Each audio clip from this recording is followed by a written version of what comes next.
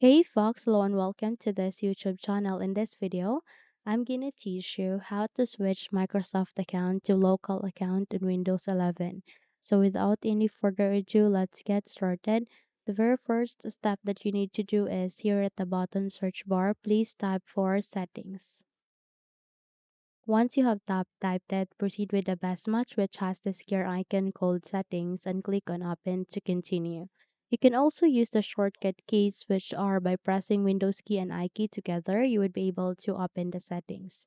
Now look at the left side of it, you can see a list of the options where here you need to proceed with accounts. Next to apps, tap on it. And once you are here at the accounts tab, you need to scroll down and look for account settings, where here you need to proceed on your info. Tap on it, and the moment you have tapped it, you'll be able to see Microsoft account. And aligning to that, you'll be able to see signed in with a local account instead. So simply click on it to bring up a new window where you can switch your Microsoft account to local account.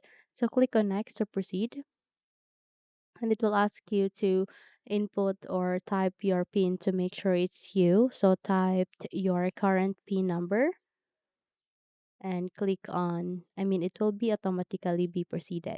So here, if you want to log in your local account with a password, so modify your new password here, type it here, and confirm your password that you have just modified and put a password hint in case you will be able to forget your password as well.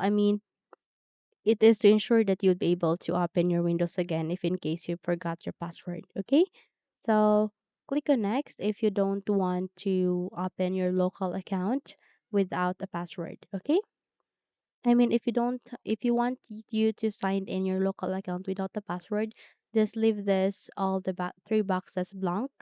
Once done, click on next, and your PC will be restarted.